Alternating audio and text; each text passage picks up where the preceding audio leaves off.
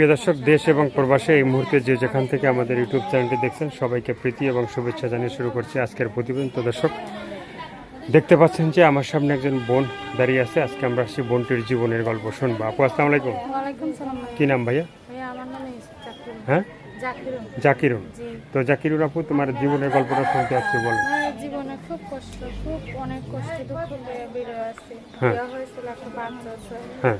স্বামী কারেন্টের কাজ করতে ওখানে মারা গেছে। হুম।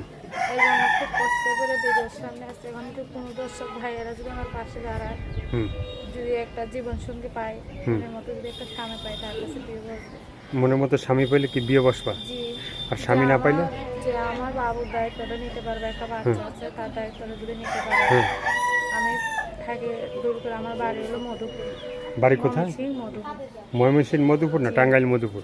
টাঙ্গাইলের এটা দেখছি। হ্যাঁ, টাঙ্গাইল মধুপুর। টাঙ্গাইল মধুপুর। জি। তো মধুপুরের কিন্তু বিখ্যাত জিনিস আছে আনারস। হ্যাঁ, জি। খাইছো? খাইছি, আমাদের এলাকাতে খাইছি। তো এই যে ভিডিওর সামনে আসলা, হ্যাঁ, জি।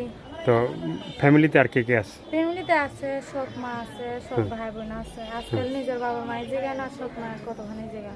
হ্যাঁ। এই জন্য বাচ্চা নিয়ে আমি একাই থাকি বাসায়। মানুষের বাসায় কাজ করি, বাবু নিয়ে একবেলা কাজে গেলে আরেকবেলা যাইতে পারে না। সময় খেয়ে থাকি, সময় না খেয়ে থাকি। খুব কষ্ট সংসারে চলে। অনেক কষ্ট দুঃখ করে। স্বামীটা আজকে 1 বছর হয় কারেন্টার কাজ করতে যায়, ওখানে মারা গেছে 1 বছর। মানে স্বামী ছিল? যে স্বামী ছিল 5 বছর সংসারে করছে, তার কোনো সাথ ছিল না যে বিয়ের সামনে আছে। জীবনে ভাবছিলাম একবারে বিয়ের শাদী।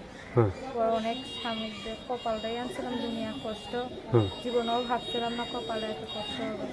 এই জন্য এই বয়সেই স্বামী গেছে। এই জন্য বাচ্চা নিয়ে তো একা কাটানো যাবে না।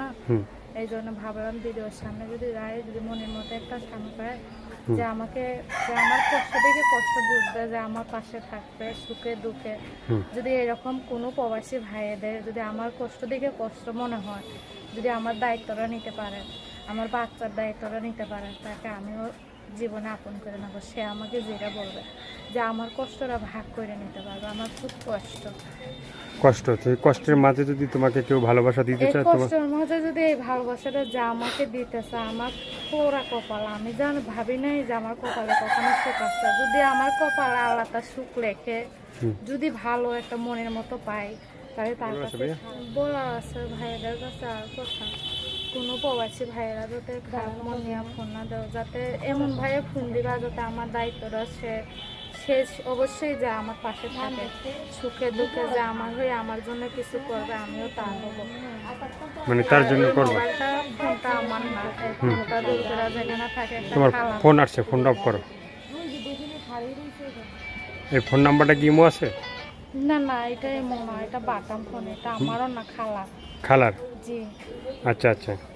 তো এই বাটন ফোনে কি ফোন দেবে সবাই? জি, বাটাম ফোনে যদি একটা ফোন দেয়। হ্যাঁ, দাদিক দাও। তো দর্শক, এই আপুর কথা আর কিছু বলতে চাও? আর কিছু বলতে চাই না, ভাইদের কাছে এটাই বলছি। দর্শক, এই আপুর কথাগুলো শুনলেন, ভালো লাগলে অবশ্যই তার পাশে থাকবেন। সাহায্য সহযোগিতা, প্রেম, ভালোবাসা, বিয়ে শাদী যে যেটা করবেন সেটা আপনাদের একান্তই ব্যক্তিগত ব্যাপার। ভালো থাকেন, সুস্থ থাকেন, 5 ওয়াক্ত নামাজ পড়বেন, দেশটাকে বেশি বেশি করে ভালোবাসবেন। সবাইকে আল্লাহ হাফেজ, সবাই ভীষণ ভালো থাকবেন।